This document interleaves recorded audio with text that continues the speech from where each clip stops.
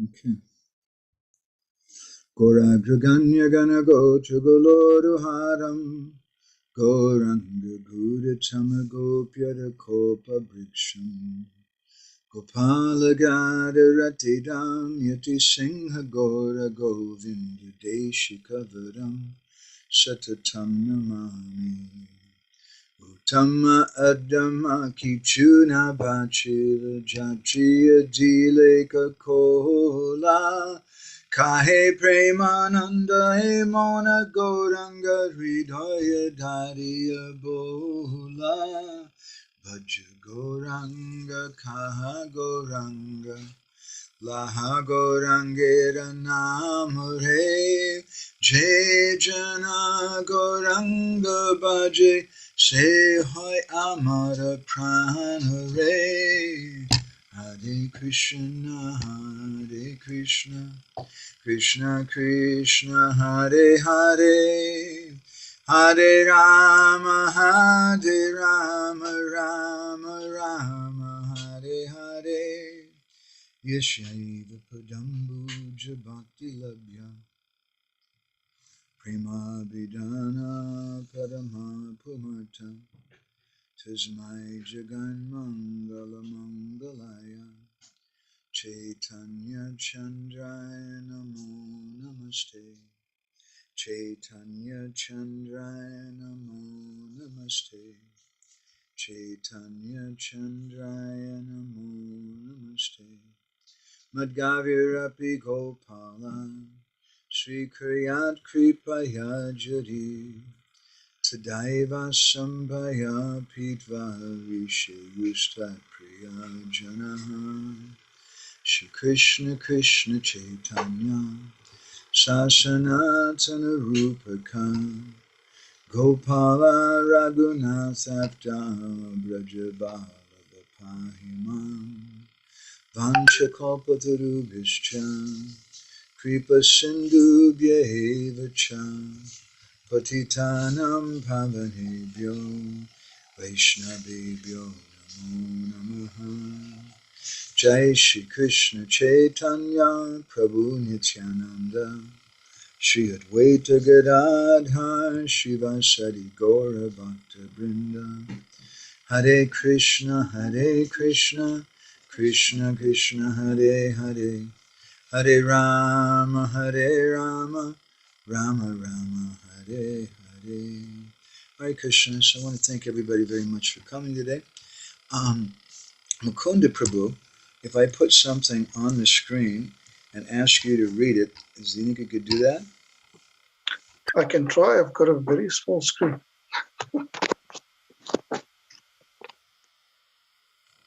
How's that? Okay, yes, I can attempt it. It's chapter 8, the Garland of the Holy Name and Prema. When Sri Chaitanya Mahaprabhu returned from Gaya, where he had met Sripad Ishwarapuri, he started his Nam Sankirtan. Every night for one full year, Mahaprabhu would lead congregational chanting of the Hare Krishna Maha Mantra in the house of Srivas Thakur. This ecstatic chanting was performed with the doors closed so that non-believers who came to make fun could not gain entrance. Mahaprabhu performed kirtan in a very high ecstatic condition, but who was allowed to take part in such ecstatic chanting? Only, okay. So, Guru Maharaj is speaking here about a very, very important aspect of Gaura Leela. And it reminds me of a beautiful talk that I heard a few years ago for Gaur Purnima by Bhakti Vigyan Maharaj. And he was pointing out how Nimai Pandit, how did Nimai Pandit transfer from being Nimai to Chaitanya Mahaprabhu, who's the Sankirtanaika Pitaro, the father of the Sankirtan movement. And he explained that the transformation took place when he met Ishvara Puri. And when he met Ishvara Puri, it's an interesting thing because just prior to meeting Ishvara Puri, he met with Keshava Kashmiri. And when he met with Keshava Kashmiri, he asked him to compose some verses in glorification of Ganga Devi. Keshava Kashmiri composed 100 verses in just on the spot. And Chaitanya Mahaprabhu then asked him, could you please explain some of the good qualities and some of the faults of the verses? And Ishwar and Keshava Kashmiri said, well, there's no faults. And then Mahaprabhu said, well, please excuse me, I'm just a grammar student. He spoke in a very sweet way. He said, but there's a number of good qualities and faults. And then he quoted one of the verses that had been composed on the spot by Keshava Kashmiri. Keshava Kashmiri was astonished that Mahaprabhu could remember such a thing. And he told him that I'm Shrutidar. I remember something I've heard just once. I remember it on the spot. That's how I can do this. And he was so very, very picky and just completely smashed and destroyed the ego of Keshava Kashmiri just over some grammatical aspects of the verses that he'd recited, and some of the aspects of the different alankars or Sanskrit alliterations. So that took place. Shortly after that, he met Ishvara Puri. Now, technically, we get the impression, at least, we haven't seen the book of Ishvara Puri, which was called Krishna Lilamrita, as I recall. It's mentioned in Chaitanya Charitamrita or Chaitanya Bhagavat, but I searched and asked, inquired about that book for many years. I've never, as far as I know, it's lost. But we get the impression, reading about Ishvara Puri, that he was kind of a simple person, and his Sanskrit was not so, we would say in American English, highfalutin, but not like compared to Keshava Kashmiri. But Ishvara Puri requested Nimai, you please check my book, do some editing for it and tell me what's wrong with it. And when Nimai Pandit looked at his book, a similar thing had just happened with Keshava Kashmiri. He said, you're a Vaishnava, there's no question of there being any faults in this book, everything is perfect. But we could understand that it wasn't perfect in another sense. So this is a transformational time for Chaitanya Mahaprabhu and his Leela, and he stopped being Nimai Pandit, and he started being a disciple of Ishvara Puri. When he returned from Gaya, he was a changed person. And it was after he returned from Gaya that he began his Premanam Sankirtan movement. I once asked my Guru Maharaj that why is it that Vaishnavas, Gaudiya Vaishnavas, don't worship Chaitanya Mahaprabhu as a sannyasi? And in reply, he became a little more specific than my question was, and he said, we worship Nimai Pandit as a grihasta with hair. It gives us pain to think of him doing austerities and being a sannyasi, but we worship him after he's returned from Gaya. Because before he goes to Gaya, he has the pastimes of Nimai Pandit, and he's very obnoxious. And Gadadhar Pandit, who is the incarnation of Radharani, was so dismayed by him that when he would see Nimai Pandit coming in the opposite direction, he would try to get away. And Nimai would challenge him, hey, come here, you should debate with me. And he would have some full-on debate with him. This is a very interesting point. I'm reading a book right now, just to speak a little something about Gaudiya literature. This is the Govinda Das Kadacha, which is a book we've had many years in our library in Jagannath Puri. In fact, I have that book in Bengali, and we have two other books written just about that book. One of them is called Govinda Kadacha, A Black Forgery. The book is not highly appreciated, and I am familiar with Srila Bhaktisiddhanta's statement in the introduction of Chaitanya Charitamrita, where he lists a number of different books, which he says are spurious or lacking proper Siddhanta, one of which is a Chaitanya Mangal of Jayananda Das, not Lochan Das Thakur. Another is the Advaita Prakash by Ishan Nagar. And he gave a few different books, and one of them he mentioned is this Govinda Das Kadacha. So recently, a friend of mine sent me a copy of that book, which had been translated by Banu Maharaj. And I'm interested in literature, and one thing we should know about literature, Srila Prabhupada, he at one point told the devotees in Mayapur, Harisari Prabhu mentioned this to me, that they should have a library.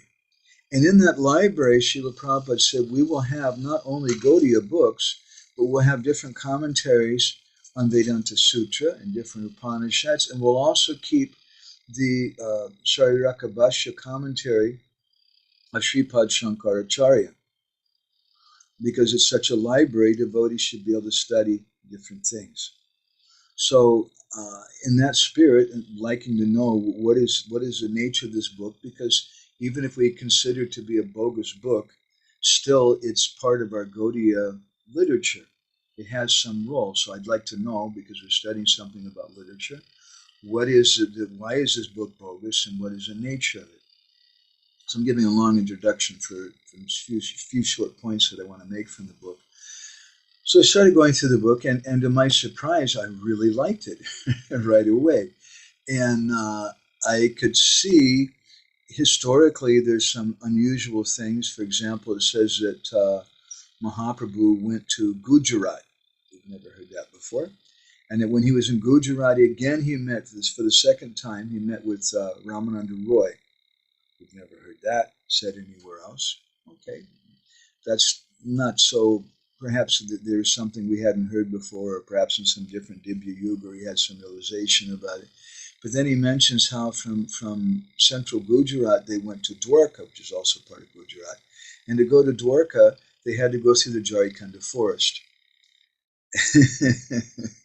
Now, if you know something about geography in India, the Jharikanda forest is just on the northwestern side of Orissa. It's a long ways from Gujarat. It's a completely different part of the country. And he gives some little descriptions, something similar about the Jharikanda Leela that's mentioned in Chaitanya Charitamrita.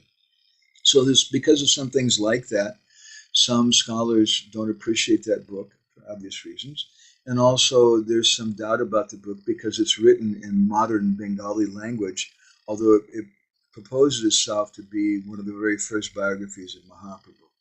Okay, so all that said, still many scholars and also some Vaishnavas appreciate the book for some reasons. And one of the things that I'm appreciating very much about the book is the description of the mood of Sri Chaitanya Mahaprabhu and his humility. Before Mahaprabhu went to Gaya, he presented this person who's very, very proud. Sometimes he would give mercy to the devotees and show himself a little bit with Murari Gupta. He went and blessed his lunch one day by passing urine on it, and in this way explained to him what he thought about Murari Gupta's preaching Yoga Vishishta philosophy and things. But in general, he didn't reveal his aspect of Bhagavan. Rather, he was just Nimai Pandit, and he got to enjoy some pastimes of being very obnoxious. In a similar way, Vrindavan Das Thakur and other acharyas say that Sri Krishna, in his early Braj Leela also, he was performing what we might call Badmash Leela.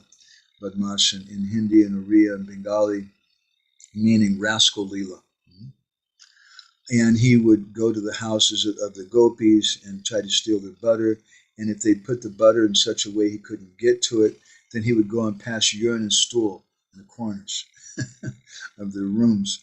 And then he would go and pinch the babies and make them wake up so they'd start crying. And he was doing so many very, very naughty things.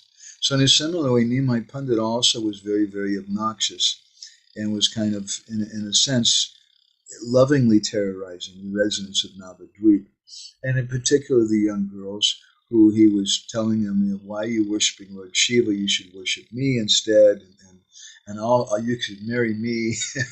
I'm Bhagavan, and speaking in a very cheeky kind of way. But when he took initiation from Ishvara Puri, things changed. At that time he became initiated, and at that time he began to taste the mood of Radha. And it was later, after he took sannyas and left Jagannath Puri, that he became fully immersed exclusively in the mood of Radha, which incidentally is the meaning of Gaudiya Vaishnava sannyas. And it was in that mood of Radha that he exhibited the mood of humility perfectly, because Sanatana Goswami explains to us in his Brihad Bhagavatamrita that this humility and prema, they have a relationship of cause and effect. That when someone gets Krishna prema, they become very, very humble. When someone, on the other hand, behaves in a very humble way, they may get Krishna prema. So after taking sannyas, in the story from Govinda Das's Kadacha, his diary, he gives very beautiful descriptions that I find very appealing to the heart of Mahaprabhu's travels and how he met with so many different persons. And sometimes they were Mayavadi sannyasis, sometimes they were dacoits, sometimes they were beggars. There's one story in Gujarat. There was a young lady who came to him and she said, I'm very poor. I don't have any money or anything. I have nothing to way to feed my children. Can you please help me? And it said that Govinda had just gone out and begged some flour, and Mahaprabhu had personally made chapatis, something we don't hear about in other biographies. And Mahaprabhu gave all of his chapatis to that woman. He exhibited extreme humility. And there's not so much philosophy in Govinda Dasa Kadacha. I'm not just trying to promote the book, but it's a part of our Gaudiya literature, whether we like it or not like it. And different scholars have commented on the book, scholars of Gaudiya Vaishnavism, that not all the book can be discounted. It glorifies Ramananda Roy so much. Mahaprabhu says that Ramananda Roy is the best of all the devotees, and he's so close to me. Because Ramananda Roy, according to Krishnadas Kaviraj Goswami, is Vishaka Sakhi in Krishna Leela. And Govinda Das, in his Kadacha, Govinda Das was a blacksmith before he had a bad experience with his wife, an argument, and he left home and he met Mahaprabhu and surrendered to him. He's a simple person, he's a blacksmith. He wrote in simple Bengali language. He wasn't a Sanskrit scholar, he wasn't very philosophical. In the book, one of the things he speaks about a lot is prasadam. He says, and we went for 3 days without eating anything. And Mahaprabhu looks very, very skinny. And then finally someone came and they donated some boga, and Mahaprabhu made an offering. And I was looking at that offering and I was thinking, if I could just have some more of that. He speaks about his own greed and eating many, many times in the book. It's quite humorous to me. But one aspect that he brings out in the book repeatedly that I find very attractive is Mahaprabhu's humility. And he speaks in the book a similar point we hear from Adi Lila chapter 3 and chapter 4 of Chaitanya Charitamrita, the purpose of Chaitanya Mahaprabhu's coming. And that prior to Mahaprabhu's arrival, we hear in the 6th canto of the Bhagavatam that this Nam Sankirtan was going on even in Satya Yuga. Nam Sankirtan was going on. But the residents of that time didn't have so much faith in Nam Sankirtan. They were doing it rather in a mechanical kind of way. So before the arrival of Sri Chaitanya Mahaprabhu, there was kirtan. There was Nam Kirtan going on. People were doing Nam Bhajan. There was worship of Radha Krishna going on. Jayadev Goswami had already written Gita Govinda. There's many descriptions about Radharani in different literatures prior to the arrival of Chaitanya Mahaprabhu. So then what was the special quality of Mahaprabhu's coming? And that's something which is being discussed in this chapter, a Garland of Holy Name and Prema. The special quality that Mahaprabhu contributed was that he taught us to love Krishna. Whereas before, Krishna was being worshipped, but that worship might have been rather mechanical, or it might have been fruitive for some personal benefits. But Mahaprabhu stressed the Bhagavatam, Savai Pum Samparo Dharma, that's the supreme Dharma, is Yato Bhakti Hoksaja, to worship the Lord. And that worship of the Lord, the Bhagavatam informs us, has three qualities. It's ahoitiki, apratiyata, yayatma supersedity. It has no motivation other than pleasing the Lord. It never stops. And because of that, it fully satisfies the self. In Vishwanath Chakravarti Thakur, in one place, he explains that yayatma supersedity doesn't just mean that it's for our benefit, our pleasure, but yayatma also means paramatma. It's also for the pleasure of the Lord. That type of bhajan pleases the Lord, whereas other type of bhajan we hear in Adi Lila chapter 3 of Chaitanya Charitamrita is not so pleasing to the Lord. He wanted to come to give us Braj Bhav. So Chaitanya Mahaprabhu is coming and he's teaching people in that way. And when he was meeting these Mayavadi sannyasis, and we hear about this in both in Chaitanya Charitamrita, and Chaitanya Bhagavat, and Chaitanya Mangal, as well as Govinda Dasa Kadacha. Just in Govinda Dasa Kadacha, maybe there's perhaps more stress given on it even. But we hear about the sweet dealings of Chaitanya Mahaprabhu.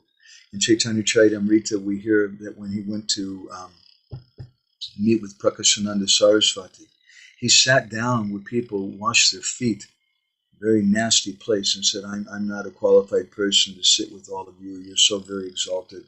And in Govinda Das Kadacha, we hear when people, different persons coming to surrender to Mahaprabhu, Mahaprabhu would tell them, why are you coming to me? You're the greatest Vaishnav. And Govinda Das doesn't speak very much. There's a couple of very small parts where Mahaprabhu spoke some philosophy and defeated someone. But that was very rare. Generally, Mahaprabhu just touched their heart by seeing his ecstatic symptoms, his realization, his behavior, his madness and love of God. It transformed people and they became devotees. So I thought that was a little bit of an important kind of footnote to mention here in the beginning of this. So in this chapter, Guru Maharaj is speaking about who is a bona fide chanter. Let me share this on the screen here again. Mukunda Prabhu, you're reading nicely. Maybe you can read the next paragraph also. Only bona fide chanters.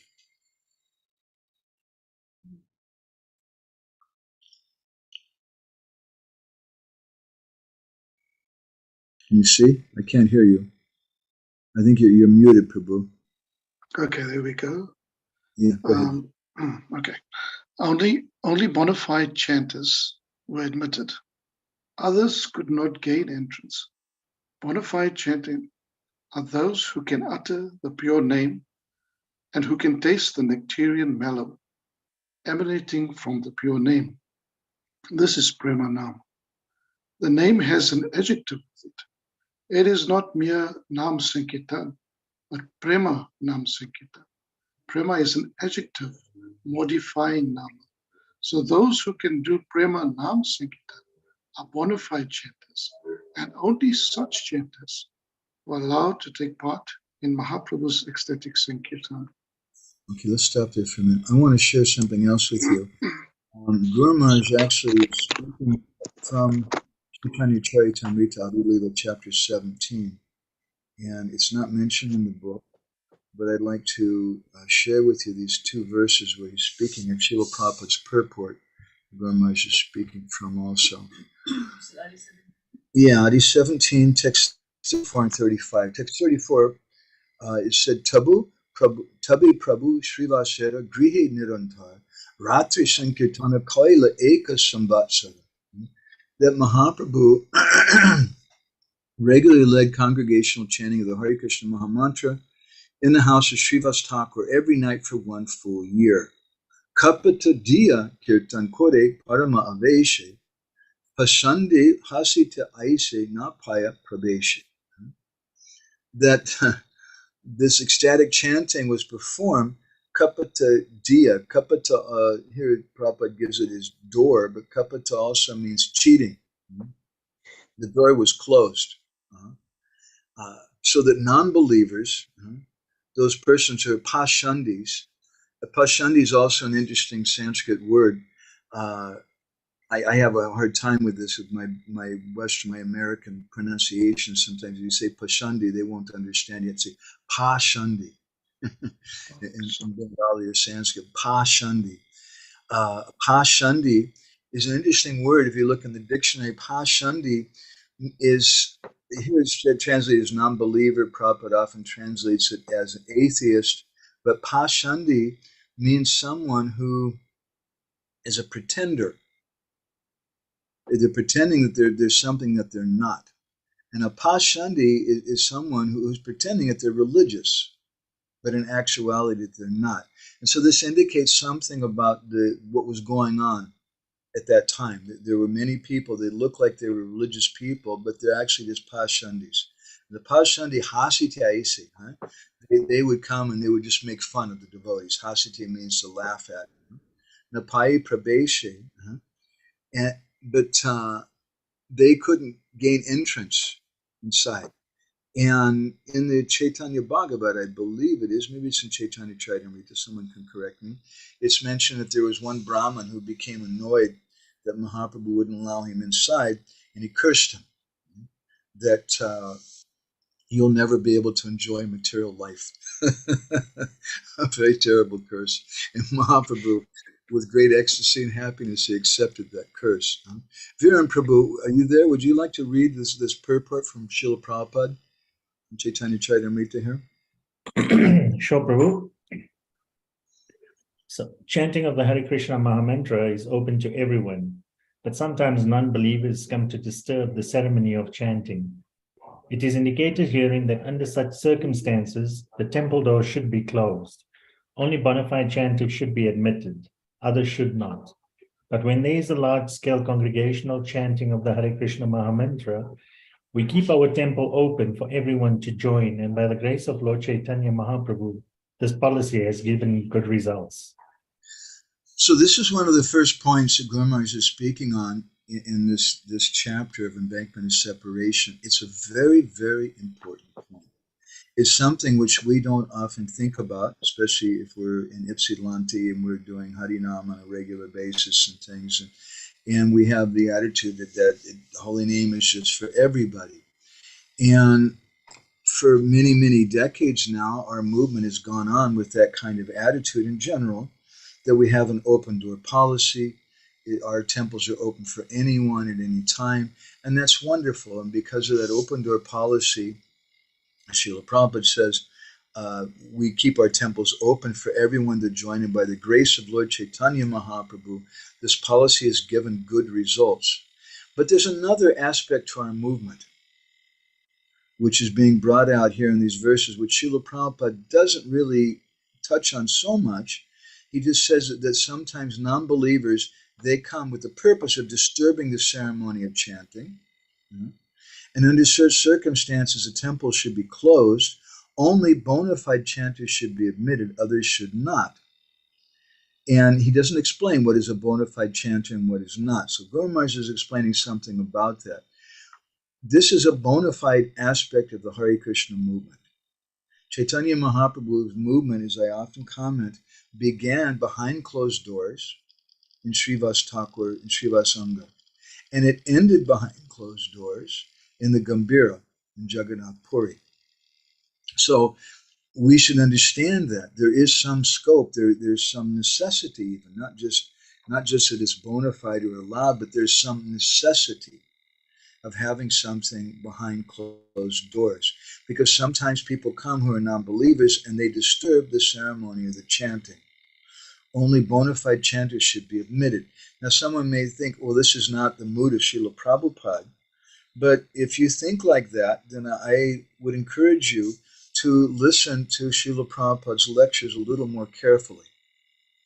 And if you listen to some of the public lectures that Srila Prabhupada gave, for example, one of the first times Prabhupada was interviewed on television was in San Francisco, and the way that he spoke there.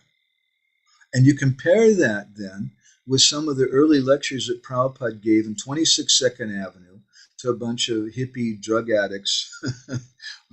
And he was speaking in a very, very, to new people, but Prabhupada was speaking with them about the gopis and about Vrindavan and about a lot of esoteric things, especially in those early days. Now, some people say that perhaps Prabhupada came to understand who he was speaking to at a certain point, and he kind of shifted and started speaking more about you're not your body, and even Varnashram Dharma later on. But still, my point is that if you study Srila Prabhupada's preaching, you'll see there's a world of difference between when he speaks to some Christian priest or in some public program to a bunch of outside people to when he's speaking with the devotees. In 1968, Srila Prabhupada gave a lecture in Los Angeles Temple, which I could share, something I like to quote quite often. And Prabhupada said the day is Rasa Purnima, and this is the day of the Ras Lila, and then he didn't speak about that in the lecture. And after the lecture, Madhudvisa Prabhu raised his hand with a question. He said, Swamiji, can you please tell us about this Ras Lila? And Srila Prabhupada replied that, this is something very elevated. You're not qualified for this. I can't speak with you about this. And then all of a sudden he just started speaking about it. How the Ras Lila was between Krishna and the gopis and this and this. And he spoke about how don't think that it's like a young boy and young girls going and dancing at what do you call those places, a discotheque or something. It's not like that. If we think like that, we'll go to hell. But Srila Prabhupada actually gave quite a bit of a description about the Ras Lila because he was speaking with disciples who were very simple. Later on in India, Srila Prabhupada was visiting a family in South India who were quite pious persons, pious Hindus, and they asked him, Swamiji, please tell us about the Ras Lila. And Srila Prabhupada said, that's a very high thing, you cannot understand. No, Swamiji, we are very, very insistent. You please tell us about the Ras Lila. And Prabhupada kept avoiding it, no. And finally, Swamiji, we insist, you must speak to it. And Prabhupada said, you may be qualified to hear it, but I'm not qualified to speak it. And he just avoided it. So why is it then that with this pious Indian man who grown up in Vedic culture, was a Hindu, his whole life, Prabhupada chose not to speak it, but with his own disciples in the Los Angeles Temple, he chose to speak about it. Because there's a difference in the crowd. In the Bhagavad Gita, which is like the number one best-selling book throughout in the world, in the history of the world, Krishna speaks the entire Gita. He says, Sarva Dharma Parityaya. And then a few verses later, he says, Idam te narapaskaya. Na bhaktaya kadachana, na chashashushavei vachana, na chamam yo visuyati. He says, now I've spoken this Bhagavad Gita to you, Arjuna. He says, but you should know it's not meant for everybody. And the first thing is narapaskaya, people who don't have any tapasya, who don't have any austerity. Don't speak this Bhagavad Gita to them. Idam te narapaskaya, na bhaktaya. Kadachana, never speak it to someone who's not a devotee. Nabhaktaya kadachana chashashu shavei vacham. Don't speak this thing to someone who's not really ready to render service, and especially someone who's not anasuyava, who's envious. This Bhagavad Gita shouldn't be spoken. So we should understand this very, very important aspect of the Krishna conscious movement, in the movement of Sri Chaitanya Mahaprabhu. It's something for the public, and Srila Prabhupada had a kind of wonderful trick for all of us that he engaged us as soon as we came to Krishna consciousness. I was a caveman, literally, before I joined.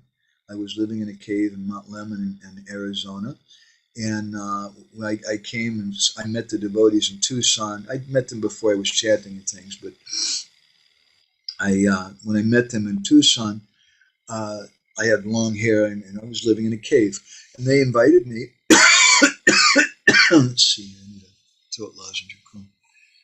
Where's that bag? I think it's on the shelf over there. Can you get it? It's not your throat bag. It's maybe one of the throat lozenges. Okay, just a moment. I'll get it.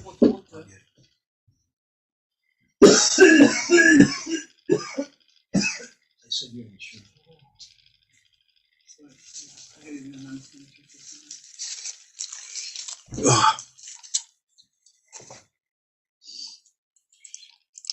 What was I just speaking about? Oh, the story. So, Madhura Prabhu drove me to Los Angeles, and I moved into the LA Temple, and I was Bhakta Mark. And the first day that I arrived there, they said, "Hey, new Bhakta, come with us on Harinam to Venice Beach." And they gave me a dhoti. I put on a dhoti and a kurta.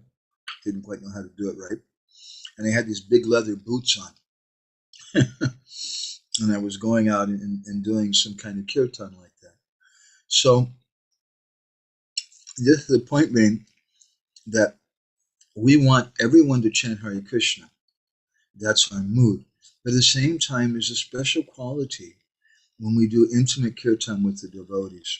Bhana Biharani, you know this, in our ashram, we like to do a program in the evening. We light some candles and lamps, and we sit down and we do a little bhajan, and we read something, discuss, and then again we do bhajan, just with the devotees. And it's such a special atmosphere. And you can compare that to when we go and we do kirtan in front of the Jagannath Mandir.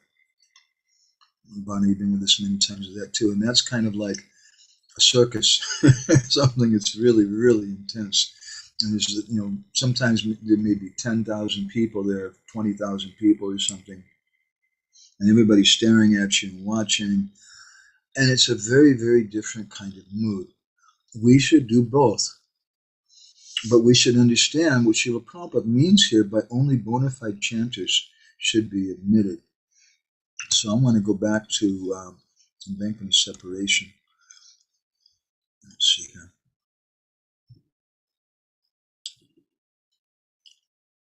I'll just read for a minute or so myself here. So Guru Maharaj mentions here that this prema is an adjective modifying nam. And this is a point I was making in the beginning, that what is the difference between Chaitanya Mahaprabhu's movement and other Kali Yugas where they're also chanting the holy name, or even in Satya Yuga they're chanting the holy name. And in Treta Yuga and Dwarpa Yuga, Bhaktivinoda Thakur explains, but they're not so fired up for it. But in Kali Yuga, they're chanting the holy name, they're worshiping Radha Krishna. What is the special thing that Chaitanya Mahaprabhu came to give? He came to give Prema Nam Sankirtan. And this is on his return to Gaya. He gave Krishna Prema. Guru Maharaj quotes Namo Mahavadanyaya verse by Rupa Goswami, how he's the most munificent incarnation, giving this love of God freely to everyone. No one else, he says, gives Krishna Prema. No avatar gives Krishna Prema. And this is, in that one little sentence, no avatar gives Prema, he's practically summarizing the early part of Rupa Goswami's Laghu Bhagavatamrita, where he speaks about different avatars who give different things, but they're not giving Krishna Prema. Only Krishna does that. And even Krishna himself, when he comes in his own swarup, he doesn't give it, he keeps it hidden. And as we've commented in other places, citing Guru Maharaj's discussion on these topics, Krishna is Parashu Shakti, Vividaya Vishruyate. He has multifarious potencies, one of which is his Karuna Shakti, which Prabhupada comments in Nectar Devotion, that Karuna Shakti personified as Srimati Radharani. But that Karuna Shakti is kept under control and hidden by Krishna's Icha Shakti, his desire potency.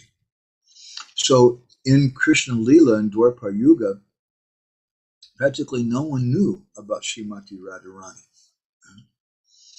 So when he comes as Chaitanya Mahaprabhu at that time, now he begins to distribute this Radha Prem, Radha Bhav. He's in the mood of Radharani. And then he gives a very important verse. Se dware achandali kirtana sanchari nama prema mala ganti parayila samsai. This is the essence of this chapter. That Mahaprabhu spread kirtan even among the untouchables. And Guru Maharaj Prabhupada, he's reading Prabhupada's translation, he wove a wreath. A wreath is kind of a funny English word for a lot of people who are not native English speakers. A wreath is a kind of garland. They have Christmas time, they put a wreath on the door. It's a circular bunch of flowers. So Mahaprabhu made a wreath of the Holy Name and Prema, in which he garlanded the entire world. So Guru Maharaj raises some questions, which actually for me is one of the most essential things I've learned from him. Not necessarily what he taught, but what he asked, the questions he asked. And he taught us by making us think. And oftentimes a very good teacher will teach us more by their questions than they will by the answers. So Guru Maharaj made this point in the Holy Name and Prema that woven together in the Garland, this Nam-Prem Mala. Mahaprabhu made that garland. He garlanded the entire world. So we should ask ourselves, am I Garland? Did I get this garland? No, I'm not. Everybody else got it. Why haven't I? Where was I? And Guru Maharaj says, you were sleeping at that time. You were not awake. One who sleeps will lose his share. Viren Prabhu, do you want to read some more from Union and Separation? Krishna Kun's asking a question. So second, what does this sleeping mean? The sleeping means that we're being dull. Guru Maharaj said, you're such a fool. You're asleep, meaning that you're not conscious. You're not desiring this Krishna Prema. And therefore, we should hear from Premi Bhaktas, we should hear from devotees who have intense desire. And if we can't directly hear from them, then we should read. Guru Maharaj instructed us, we should read Chaitanya Charitamrita, and by doing so, we'll associate with Krishnadas Kaviraj Goswami and Raghunath and Rupa, and we'll understand, so we'll hear something about their intense desire, and some of that may then come to us. Okay? Viren Prabhu? Okay, thanks, Prabhu. Yeah, go ahead. Union and separation. We should understand this Nama Prema Mala. Mahaprabhu is the combined form of Rasaraj Krishna and Mahabhav Mai Radha. Krishna is Shringar Rasaraj, the king of conjugal mellows, and Radharani is Madanakya Mahabhavya Mai, the personification of Mahabhav. Combination means union. So why does Mahaprabhu feel such acute pangs of separation from Krishna? These are two combined. Union is there. So why does he still feel separation? This is the question. Very important question. Who would even think of that question? Generally, even this point about that when Radha and Krishna combine, that means union is there. Who's thinking of it in that way? So then the union is there. Why is he feeling separation? Go ahead, Srimati Radharani. Okay, sorry. Sorry, Prabhu, I'm just trying to get rid of my screen here. Okay. Srimati Radharani is always crying and feeling the acute pangs of separation from Krishna. This is Vipralamba Bhav. In Sanskrit, union is called Sambhog and separation is called Vipralam. Sagora is the combination of union and separation, Sambhog and Vipralamba. Union is opposite to separation, and Mahaprabhu is the combination of both union and separation. That means two opposites are there in one container. That is Gaura. This Gaura Tattva is very deep. Tattva. What an amazing statement, isn't it? Huh? So because there's both union and separation in Mahaprabhu he's in the mood of Radharani, and Radharani's mood is Vipralamba, feeling separation.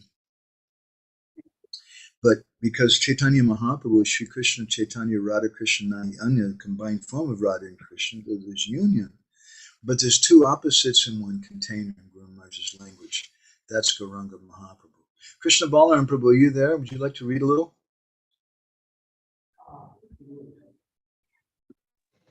Yes, I can read, Prabhu. Yeah. There's union.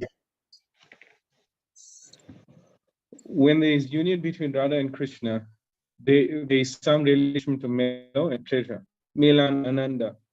But when separation comes, they feel acute pangs of separation, and they cry. Feeling the acute pangs of separation from Krishna, Radharani cries, and that is predominating in Mahaprabhu, because he has accepted the mood of Radharani, Radha Bhav. Radha Bhav means Vipralamba Bhav. Although there is union of the two bhavs, the mood of separation is predominating. So because Radha Bhav is predominating, Mahaprabhu is always crying in separation from Krishna. This is mentioned by Kaviraj Goswami. Can I just carry on to the English rule? Yeah, go ahead. Yeah.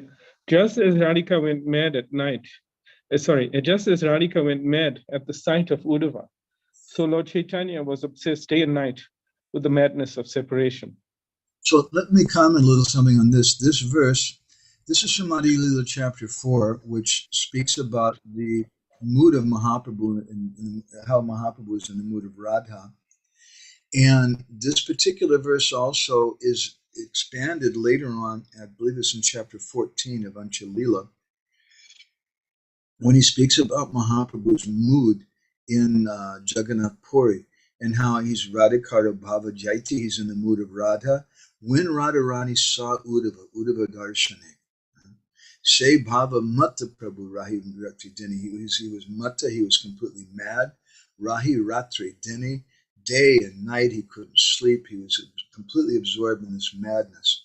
So then after this, in the next section, which is called Topmost Platform, Guru Maharaj begins to speak about Uddhava Sandesh and how Krishna sent Uddhava from Mathura to Brajbhumi to give a message of love, and what went on there, and how Uddhava saw all the gopis and how all the residents of Vrindavan were completely mad in separation.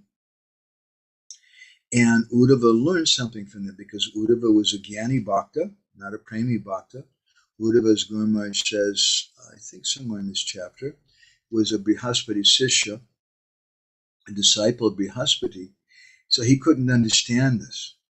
But now he's seeing something. He's seeing this love. And Guru Maharaj, I'd like to read again this last paragraph here. This is known as Sadhya Priti. You want to read that, Krishna Balaram Prabhu? Yeah, this is known as Sadhya Priti. In English, sadhana is called the means and sadhya is called the end. Nam bhajan, the chanting of the holy name, is the sadhana, and prema is the sadhya. So what is the purpose of our chanting Hare Krishna? The purpose is to get prema, that is sadhya, the end. If we cannot have it, then what is the value of our bhajan? Similarly, the love of the gopis is called sadhya priti, because it is the pure love only, nothing else. So Guru Maharaj now is going to begin to speak about how that Nam was mixed with prema, something which hadn't been done before. And Rupa Goswami indicates this also in his Pajava. He says, Tanne sadhyan sadhanam jivanam cha. He says, this is the amazing thing about Nam, is that it's both sadhya and sadhana. It's the goal of our life, and it's the means by which we'll attain the goal of our life. It's our Tanme Sadhyan Sadhanam Jivanam. It's my jivana, it's my life, it's my everything. It's the goal of my life. It's the means by which I'll attain the goal of my life. And that's significant because we can't say that about the processes of jnana or karma. In those processes, when someone achieves perfection, then they give up their sadhana. They stopped doing what they were doing. But here, as Guru Maharaj is commenting, the gopis, they have this Sadhya-priti, this pure love, and the gopis, they're chanting Hare Krishna. So Guru Maharaj is speaking so much, he goes back again, tell us Uddhava, speaking about the gopis, how they're the ideal example of this love, and how their exchange they had with Uddhava. And here it is. Uddhava is a disciple of Brihaspati. He's a Gyani Bhakta, a great Pandit, but he's not Rasik. Gyan means dry. There's no mellow. We think you're a great Pandit, but you cannot give an answer to our question. So, let's see, what is the question here? Then why are we now dying feeling such great a heat of separation? So tell us. They couldn't understand that thing. This is Madanakya Mahabhav. And the gopis, Madanakya Mahabhav, as Guru Maharaj describes elsewhere in Embankment of Separation, there's different levels of Madhurya Ras. And Rupa Goswami explains the Sneha Man Pranaya Rag, Ruda Mahabhav, Adi Ruda Mahabhav, Madanakya Mahabhav, Madanakya Mahabhav, Madanakya Mahabhav. Madanakya Mahabhav is the last limit And Srimati Radharani, as Guru Maharaj was just saying in the beginning of this chapter, she's Madhanaki Mahabhava Mayi. She's the embodiment of that Madhanaki Mahabhav. So they're asking Krishna, they're confused. They say, we know that our love is causeless. And there's no cheating in our love. There's no fault in our love. So then why did Krishna have to leave us? We don't understand. Vishwanath Chakravarti Thakur, in his commentary in the 46th chapter of the 10th canto, he explains that Krishna left the gopis to put them in this fire of separation, which Guru Maharaj refers to in this paragraph here. He said, just as a goldsmith heats gold to melt the gold, and by melting it, he proves the quality of the gold. Unless the gold is melted, you don't know, is it mixed with some other elements or something? Is there maybe a little bit of steel in it or tin or something? But when the gold is melted, then you can see the quality of it. So Krishna wanted to melt the heart of the gopis to glorify them. And at the same time, he wanted to bring them even to an even higher stage, which is when union and separation, both opposites come in one container. And that's Madhanaki Mahabhav. That's Samudra Srimati Radharani. She's experiencing Krishna, but she's thinking that it's some madness. It's Dibyonmada. Ujjwal, I was speaking about this book. We're working on Dibyonmada, and this is exactly what the book is about, the feelings of separation Srimati Radharani has from Krishna. And Dibya Unmada. Unmada means madness, and Dibya means divine. Radharani was experiencing this thing. So Krishna wanted to know what this is. And so he came as Chaitanya Mahaprabhu to accept that. And so Guru Maharaj is speaking about this 47th chapter of the 10th canto, which is the Brahma Ragit chapter, which is a discussion between Uddhava and the gopis. And he's stressing on this. He gives us a little clue here a little earlier. Let's back up a little bit. Radhikara bhava jachi Uddhava darshani se bhava matta prabhu rahi ratidini. That just as Radharani went mad at the sight of Uddhava, so Lord Chaitanya was obsessed day and night with the madness of separation. This is Gambhira Leela. And this is what Guru Maharaj is bringing us to. And this is what Krishnadas Kaviraj Goswami, and I think it's the 14th chapter of the Antya Leela, speaks about extensively how Mahaprabhu is in the mood of Radharani when she met Uddhava at that place known as Uddhava Keri there in Nandagam. So let's see. Bana Bihani, would you like to read some, please? There's no change of other desires. When there is no tinge of other desires, do you think that such love is one-sided? When the question of love arises, there are two sides, lover and beloved, the object of love and the abode of love. Krishna is the object of love, and the gopis, headed by Radharani, are the abode of love. Because there are two sides, there is a loving reciprocation. It is not one-sided. Mm-hmm. The gopis said, "We have developed love toward your master, and Krishna has also developed love for us. It is not one-sided. There are two sides. So please tell us, O Uddhava. We have no desire at all. This is pure love. We are not expecting any return from Krishna.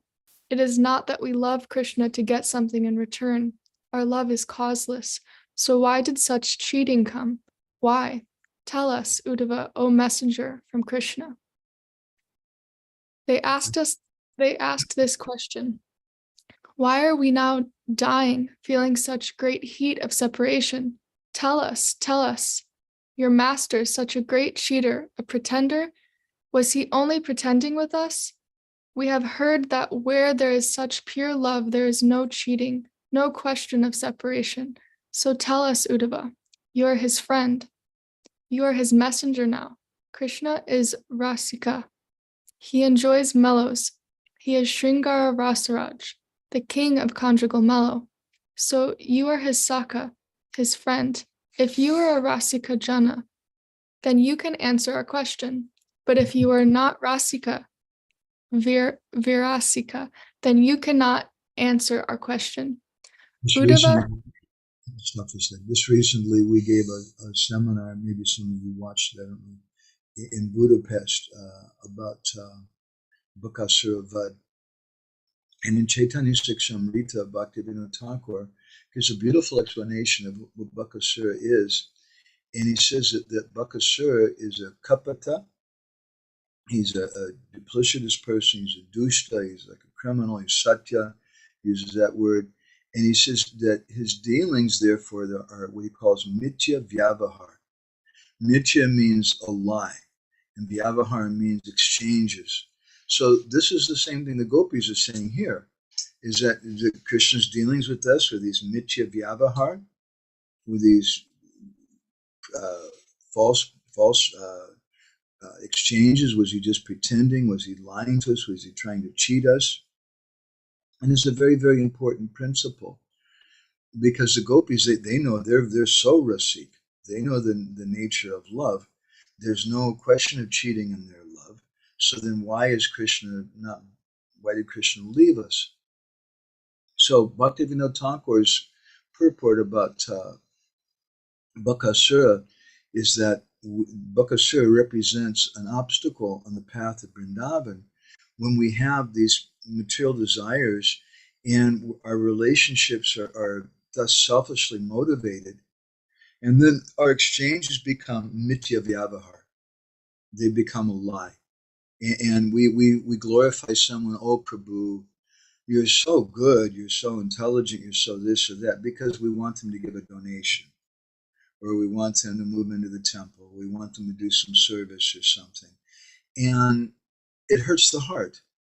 When we see someone doing like that, it really hurts our heart. Just like if you meet someone downtown in the city and they come up to you and say, man, you are just such an amazing person, you're this and this and this, and they glorify you like anything, and then they ask to borrow money from you, or somehow they cheat you, and you feel so like you've been raped or something, because you had some trust in them, that they came with all these sweet words.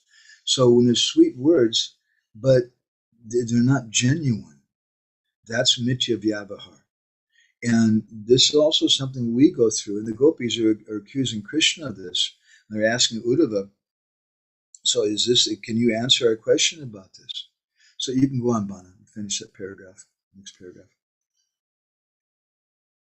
Uddhava is a disciple of Brihaspati, so he is a Jnani Bhakta. He is a great Pandit, but he is not Rasika. Jnana means dry. There is no mellow. We think you are a great Pandit, but you cannot give an answer to our question. Therefore, we understand that although you may be a great scholar, you have no knowledge of Rasa Shastra. You are completely ignorant of it. Anabhigya. Bigya means knowledge. Anabhigya means there's no knowledge. You have no real knowledge of Rasa Shastra. So, and they're chastising him in that way. Ujjwal, would you like to read something more painful? Sure, Prabhu. All right, Uddhava, here are words. We are very much afflicted and distressed by our separation from your master, Krishna. But we are more distressed to think that such a stain came to this pure love affair. Why has such a stain come to a love that has no cause? That gives us much more pain, because in our love there is nothing artificial. It is pure and quite natural. When there is some artificial love, it is to be expected, but our love is pure. So why did such separation come? It is intolerable. And since such separation has come to us, everyone will now consider it proof that our love is artificial and impure. Although we are completely free from any fault, so many criticisms will come to us, and therefore the people of the world will never develop love toward Krishna. What could be more painful than that? Tell us, Uddhava, tell us. Why did such a thing take place? We see here again, this is the nature of the Brajbasis. They don't want anything for themselves. The gopis are very, very upset because they're worried that people will think that there's some fault in their love, but they're not worried about it for themselves. They're worried that when people see, because they know, they have some understanding of the purity of their love, that if people criticize if they think that oh, Krishna left because the gopis are not perfect, then people won't be able to understand. They won't appreciate their love. And what can be more painful than that? So Guru Maharaj is speaking so much about this section because this section indicates Gaur Leela. And as we've been speaking for many months. We're about ready to start again this coming Tuesday on our, we're going to resume our talks on meeting in Kurukshetra. And we've spent, I think, like 100 sessions or something crazy just speaking about this 47th chapter, the Brahma Gita, because some Vaishnavas say that this is the most important chapter in the entire Bhagavatam. More important than the first chapter, which gives the whole summary of things in the first canto, more important than the description of Krishna's appearance, more important even than the Rasa Panchadhyaya, the 5 chapters on the Ras Leela, because it's this chapter, chapter 47, the Brahma Gita, which indicates Chaitanya Mahaprabhu, which is fulfilled in Chaitanya Mahaprabhu. So for Gaudiya Vaishnavas, this is the most important chapter. And this is why Guru Maharaj is turned to this chapter, I feel, and explaining it in this way. So I'm going to stop there, and in our next session we'll continue, and I'm hoping we'll be able to finish this chapter in our next session. There's a lot of really, really amazing things Guru Maharaj has to say about Nam Bhajan in this chapter. It's really one of my very favorite chapters in Embankment of Separation. So I'd like to just ask if any of the devotees have anything they want to share. Viren Prabhu, would you like to share anything today? Not much really, Prabhu, but I was just, I think just 1 or 2 reflections. So the one I was just thinking about when you mentioned that Chaitanya Mahaprabhu is Nimai, when you would say Gadadhar Pandit would avoid him, not to have that confrontation, confrontation.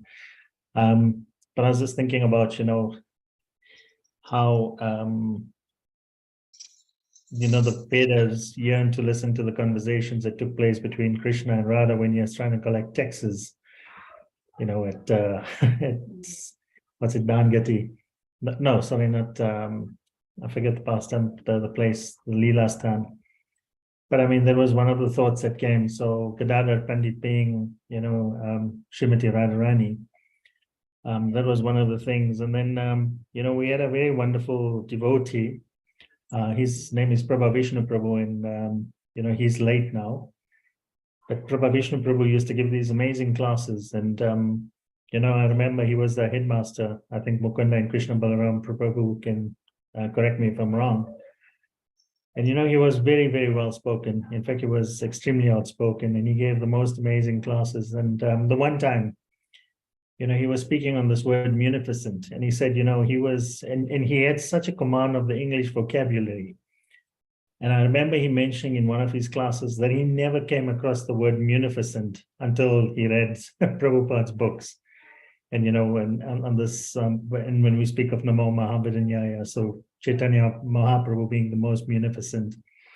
And, somehow I thought of him and I thought of this word munificent, and I also never heard of it before that. So that was actually quite nice, just thinking of that. But other than that, Prabhu, I think I'm really starting to have a deep appreciation for this book. It's really, I really appreciate the content. I'm enjoying these discourses. It's really blowing my mind. And, I've read the book before, but this is now just taking it on new levels. And I really appreciate that. So thank you so much, Prabhu. Thank you so much for taking part. I really, really appreciate it. Krishna. Mukunda Prabhu, would you like to share anything? Prabhuji, just a thought that came through. I mean, you can correct my trend of thinking as well. I'd like the idea of Nam Sankirtan and Prema Nam Sankirtan. And it takes things to a much deeper level of understanding this whole idea of Sankirtan. And, Prema Nam Sankirtan, you also mentioned that in this situation, where Nama is separate and Prema is separate, but here it comes together somehow. So that's quite an intense thought. It's something quite intense to digest as well. But I can just imagine what type of sweetness that must really be, for someone who can actually experience this Prema Nam Sankirtan. And given that, you also mentioned that, the other avatars that came, they didn't give Krishna Prema. So what did they give? So this is where my thought was running wild. You can correct me here, if I'm thinking incorrectly. But I would think that in those previous yugas, the avatars that came and those devotees that followed suit had ended up in Vaikuntha. For example, if you look at Uddhava is from Dwarika, so he's in the Dwarika mood. So when the gopis were questioning him, Uddhava was, you could understand that he's in Dwarika mood. He's not in this Madhurya mood or Golok Vrindavan mood. So it's, there's two separations there. So we're so fortunate that we have this Nama and we have this Prema that comes together in this age of Kali Yuga that Lord Chaitanya came to spread. And being that fortunate, we have such an opportunity of, advancing spiritually, trying our best to do so that we can also enter into this Golok Leela, this Madhurya Ras, this, instead of, ending up in Vaikuntha for that matter. Not that it's strong, it's just a train of thought, that, Mahaprabhu has come to give this highest type of Madhurya mood. Whereas in the Vaikuntha, this sort of mood doesn't exist in such intensity, but in Golok it exists in its completeness. It's just a thought. We were mentioning this verse, Idam te narapaskaya, nabhaktaya kadachana chashashushabe vachana chamanmurti, that if someone's not austere, someone's not a devotee, if someone's not ready to render service, if someone's envious, so we shouldn't speak this to them. And what I want to say at this point is something a little confidential, and that is that Chaitanya Mahaprabhu, according to our acharyas, he came to give something very special. Narpita chirim chirat karuna avatirnako. He came to give something which hadn't been given in a long, long time before. And that was that unnata ujjvala rasa svabhakti shriyam, the essence of Madhurya Ras, which is Manjari Bhav. That was a special thing that Mahaprabhu came to give. And there's other things also people can get. They can get liberation, they can get wealth, they can get so many different things coming in contact with Mahaprabhu's movement. But that's not the special quality. The amazing thing why he's called Mahavadanyaya Avatar. We should understand something about that. He's also thinking about how important it is for Gaudiya Vaishnavas to relish.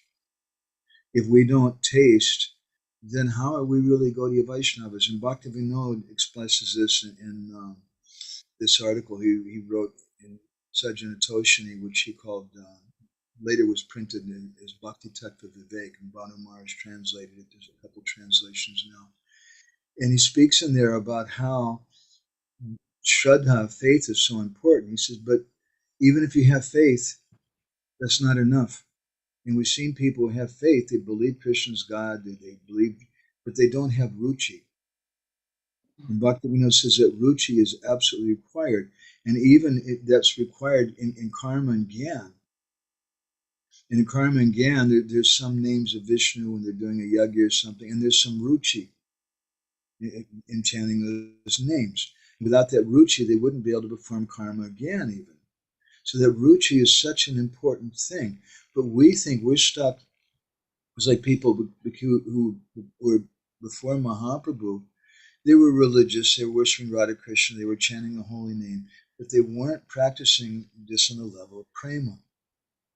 And therefore, in that kind of level, there's a great stress on debate. And we see this also sometimes amongst our devotees who don't really have faith in Krishna prema or have faith in Sudha Bhakti. They want to give more stress on Sanskrit grammar or to some verses or on debate and who's really going to defeat the other person. Well, Gorkashodas Babaji was practically an illiterate person. He knew Bengali, but he didn't know Sanskrit. But he was a guru of Srila Bhaktisiddhanta Saraswati Thakur. Our movement's a different movement, and we need to slow down a little bit and really try to think deeply about what Mahaprabhu came to do. So anyway, I'm just appreciating your comments for that. You're doing a climate program or something? No, Prabhupada, it's just an old T-shirt I'm wearing. It's really trendy. I used to be involved in climate issues before. Well, we're all involved in climate issues because if we chant Hare Krishna and promote the Holy Name, that changes the climate. It's the best solution.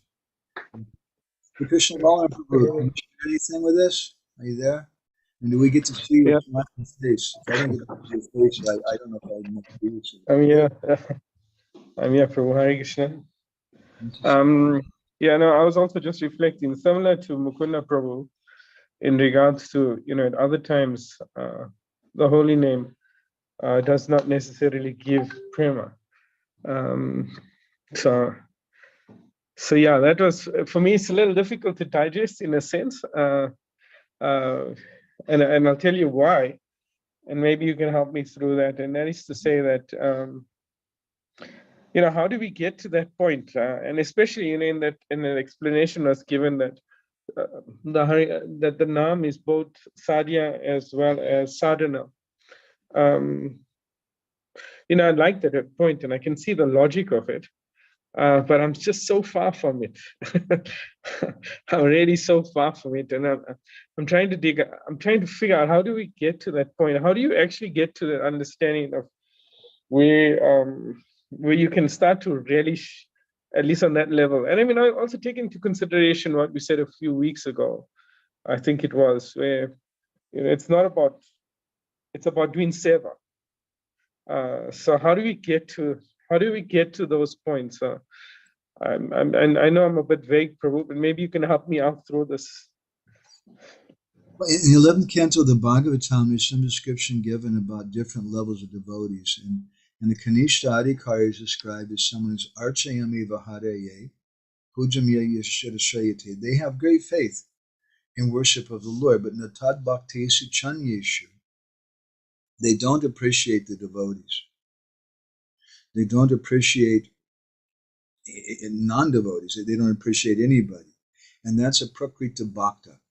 That's a materialistic devotee. So the Madhyamadikari is someone who appreciates the devotees, because Chaitanya Mahaprabhu's movement is all about devotees. If you can't appreciate devotees, then you can't understand Chaitanya Mahaprabhu, because Chaitanya Mahaprabhu was Krishna coming to try to understand the devotees. So it's a pretty important thing to understand the devotees and to associate with the devotees and do kirtan with them. So there's some people that they have some appreciation for worshiping the Lord or even chanting the holy name, but they don't appreciate the devotees. And that's the definition of a Prakrita Bhakta. But on the other hand, Ishvare Tadadineshu, Baliseshu Dvisatsucha, Prema Maitri Kipopeksha, Yakaroti, Samadhyama. The Madhyamadikari is described, he's someone that Ishvare Tadadineshu, to Ishvara, he offers his love. Adineshu, to those persons who are connected with the Lord, the devotees, he becomes Maitri, he becomes a friend with them. Bali Seshu, Bali means like children, very simple persons. And Bhaktivinoda Thakur comments in Jaiva Dharma to the extent of his simplicity. Like you have children is simple, but you have two boys, and children is simple, but they're simple and they're simple. They're not always that simple, isn't it? Sometimes they're a little duplicitous and they want something from you and this and that. So depending on how simple someone is, Bali Sesu, then we can give them, we can show kripa, mercy to them. And someone who's dvisatsu, who's envious, then we practice upeksha, neglect. And in particular, we neglect the envy of them. It doesn't mean that we hate them. It doesn't mean, he's not saying we go and punch them in the nose and debate with them. We just neglect those persons. So that Madhyama Adhikari, he has a much deeper understanding, but his understanding is still just a theoretical understanding. And this is what I was thinking of in regards to your question. Madhyama Adhikari hasn't realized what the Uttama Adhikari has realized. Madhyama Adhikari, he may have some kind of a taste, some by the mercy of his guru, in that he has some little taste, but it's not the same. He hasn't realized Krishna in the same way the Uttama Adhikari has. So Prabhupada, in one lecture, he says we should always want to associate with the Uttama Adhikari. That's something which we don't stress very often in our movement. Maybe because people wouldn't listen to us very much if we did. But that's some very, very important thing. We should all want and hanker to find a devotee who's actually realized. And unless we come in touch with such a person, our understanding of bhakti is also theoretical. But when we see that there's someone who embodies that bhakti and they have all the symptoms, that gives us great faith. It's a very, very important thing. There has to be saints in our movement, otherwise everything becomes theoretical. Is that helpful, Krishna Balaram Prabhu? Yes, it is, Prabhu. Thanks for that. Appreciate it. What did you do with your good wife? She was sitting here for a moment, but she decided to go and make some tea for me, bro. Oh, she's so nice, huh? I'm trying to say it loud enough so that she gets the hint. I miss you guys. Mama Biharni, would you like to share anything with us? Hi, Krishna. Yeah. I was thinking about, I kind of got stuck at the beginning on the word Pashandi. And I was wondering if you could explain. What's that? Pashandi. Pashandi. I was wondering if you could explain again what that means. When I think of it as someone who's like a cheater, but also an offender or something. There's a nice verse which you've probably heard me recite sometimes. Pasantaham aho nityam aho paraparada dharmaka kshama mare radha dehi me sadhu dharmaka. The verse we found on the wall of a temple. And I don't know who wrote that, and I've spoke with so many scholars and pundits for years trying to find. I think it was composed by some Vaishnava, but somebody really got it right when they express such a beautiful feeling that pasanjaham, who am I? I'm a pashandi. And you could say I'm an atheist, but he's saying that that's not enough because you don't look like an atheist. Well, maybe you do. You don't have tilak on or kunti mala. So maybe you're when you say, look, I have kunti mala on, I have a paita, I have a Brahmin thread, I have tilak on, I'm a devotee, right? But he said, no, pasanjaham, I'm a pashandi. Pashandi means someone who's a pretender. It means an atheist also, but there's a special kind of disgust that you get when someone it acts like something that they're not, and that's a pashandi. So pasanjaham, aho nityam. How often do you do that? Once a week? No, aho nityam. I'm always like that. And not only that, what is my dharma? What is my inherent nature? Paraparada dharmaka. I'm always offending everybody. Therefore, kshama shamam hare radha. Oh Radha, please forgive me. Dehi me sadhu dharmaka. Make my dharma, make me into a real sadhu, a genuine saintly person. So that verse gives both sides of this pasandi thing. I had such a problem with this word. Still do it. It's like saying grandmother in Russian. What's that word? Babushka. If you say babushka, they don't even understand what you're saying. You have to say babushka. You have to really stress the A. And so pashanchaham, they had a hard time also in listening. Is that helpful for you? Yes, thank you. I was just thinking about basically for myself joining the movement. I felt like there was quite a bit of pressure to, become a devotee and look a certain way and like that. And it can create, I think, a kind of problem where maybe some people feel like they can't be themselves or be honest about where they're at or their problems because they kind of want to fit in the devotional community and like that. So I've just been thinking about that a bit, and that word reminded me of this kind of. That's a beautiful comment. I mean, so much of the time we join and people does anyway. It's okay. Just do the external things, And that's our message to new people also. That's Mitya Vyavahar. It's okay, you just dress up like this. We're all just dressing up. It's a costume contest. we're trying to pretend that we're something else that we're really not. You know? And it causes pain to the heart. So we should be careful. We want to have some real thing. We have to associate with a real person who may chastise us. What are you doing? We dress up like this in this costume. Prabhupada told the devotees in Australia once, he said, don't think that you're devotees. You're not. He said, you're just like actors on the stage pretending to be a devotee. But the actor on the stage, there's a special quality about drama. When you act like someone, you learn about their qualities. Mm. By learning about their qualities, you can, some part of them comes to you. So when we act like a devotee, we dress like a devotee, and then some part of that comes to us. But we were speaking about this principle recently in Budapest in our talks about Bakasura.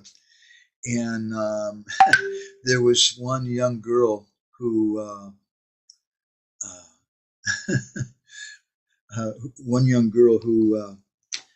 they've been pushing her to join the temple for a long time, and she didn't want to join the temple. And I asked her some questions. She said, well, how can I be true to myself and also true to being like a devotee? And I could understand her heart. And I just said, Dora, you don't have to move into the temple. It's okay. You don't have to. And it just a look on her face, because everybody else is telling her, like they were telling you, you got to move into the temple, you got to put on tilak, you got to do this, you got to do this, and it's mostly external things. And then I mentioned how in New Zealand, it's Devamrita Maharaj. They have a very interesting program. They have this loft program, and they're preaching to so many new people. They're teaching yoga classes, hatha yoga, and when people become friends with them, then they invite them to the kirtan. And the same kind of thing goes on in the Bhakti Center in New York, if you've attended there. And then after attending some of that, they become like really pretty serious. But then they put him in kind of a limbo stage, the Tasta kind of stage, for like a year or 2 years, and they don't allow them to move into the temple in New Zealand. Purposely. Until what's on the inside becomes the same as in the outside, or vice versa. And the example we could use, which we did use in our classes, is in Jaiva Dharma, when this sannyasi Thakur, who was a Mayavadi sannyasi in Benares, somehow he became a Gaudiya Vaishnav, and he moved to Navadvip. And in Navadvip, he started feeling, what is this? I'm a Mayavadi sannyasi. I'm dressed like this. Everybody hates me. I want to be a Hare Krishna devotee, So he went to his guru, and he said, Guru Maharaj, I want to dress like the devotees. And he told him, no, you're not allowed to. You should wait until what's on the inside is really genuine, and then you can manifest it on the outside. But don't just try to do the outside first before the inside has come. So I found it really beautiful that in New Zealand they do that. And I think, and they let people really sort their heads out.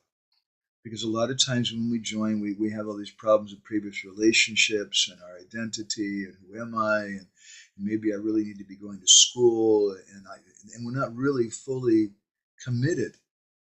Better just let them practice at home. I think it's a beautiful thing until they become really serious and it's really natural. Then they can move into the temple, and what to speak of being initiated. Is that helpful? Yes, thank you. Great comment. Thank you very much. I appreciate it. Would you want to share anything? Sure, Prabhu. I was appreciating the way you presented the difference between the necessity for an open door and a closed door policy, and how we really need to have a focus on an internal life, alongside the fact that we are also leaving a place for people who don't yet have the adhikar or even the interest in an internal life so much, and kind of trying to facilitate them and facilitate other people. And I guess my reflection there was just that when you don't have that closed door policy and that focus on an internal life, it becomes easy to kind of like when the open door policy is pushed too much, it becomes easy to kind of resent the open door policy as the only thing that's there, because you're a little dry inside, because you don't really know about the closed door policy and the importance of an internal life and internal sangha and kind of more external sanghas and all of the rings that should be there socially. But, you know, one's guru, one's close friends, one's mentors, and then going kind of out to the other rings. So it's an interesting societal topic, but I appreciated the way that you presented it earlier. Yeah, it's something we see in the history of world religions like anything. I was raised in a Christian family, and maybe some of you also, at least you've probably met a lot of Christians in America. And so much of the time, it's what Prabhupada called churchianity. And I'm not trying to criticize all Christians or all the, some of them are very, very sincere. But there comes a problem when people are just putting on a show of things. And when we put all the stress on the show, as we were just mentioning with Bana, then it becomes Mithya Vyavahar. And people intuitively know that. They intuitively understand that this guy's just putting on a show. So, you know, you want to do a big Harinam downtown, you can just put an ad in the newspaper. You know, we're going to pay $50 per person who wants to come and put on a dhoti and tilak and dance with us. And then everybody will think, wow, look, there's so many Hare Krishnas, and you had great success. I'm afraid that our movement may come to that point someday. That's what goes on in India. When we were staying before in our previous place, Bana was visiting us there sometime at our previous place on Waterworks Road. If you were there during the political time, oh my God, they'd have these vehicles coming down the road with these giant speakers as big as a person, just blasting out some music or, you know, something about this politician or that. And then they'd have these parades.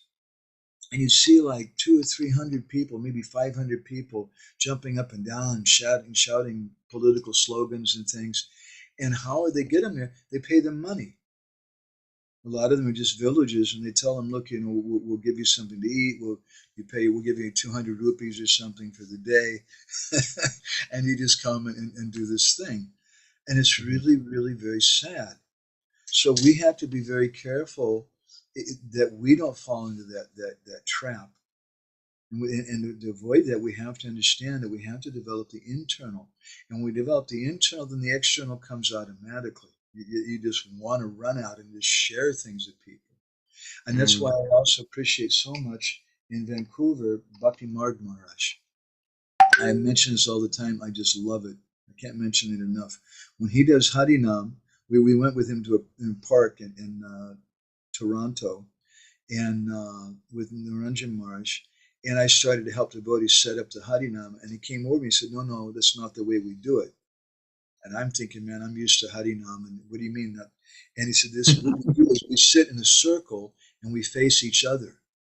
I've never done that before. We always look at the people, you know, and smile at them and whatever, and we're trying to be inviting and things. I said, no, we just sit in a circle. And so I tried it. Actually, I was the first person to sing, and I did bhajan for half an hour or something with my eyes closed and trying to pray to Krishna. And I opened my eyes, and all of a sudden there's about 8 or 10 new people sitting with us, because the people were coming and they saw this is something internal. Whereas if you're looking at all of them, it is another message. You're looking at them saying, I want you to join. It's a cult. And it scares people. They know that's what they're not stupid, right? But when you're coming together in public, that gives a message that this is public and you can take part. It's open for everybody. But when you're facing everybody, facing each other, then it means that this is something we want to be internal, and people want something internal. It's a beautiful practice it is. It doesn't work in all situations, but if you have the right thing, try it sometime in the park or something. It's really, really awesome. I love it. Okay. Anybody else here in the room want to share anything? Okay. All right. So we're going to go ahead and stop then. And next week is Sunday, and we're going to be in Budapest maybe that day. We have a choice. So there's a chance they're having their Brahmotsava festival the day they installed the deities in Budapest, and they want us to go there and speak, but we're not 100% sure we're going to do that or not. We'll know by next Friday or Saturday, something like that, and we'll let everybody know on our little WhatsApp group thing. So anyway, thank everybody very much. Srila Prabhupada ki, Samaveta Bhava ki, Gopremanandi Cha Kripa Sindhu Deva Cha Paditanam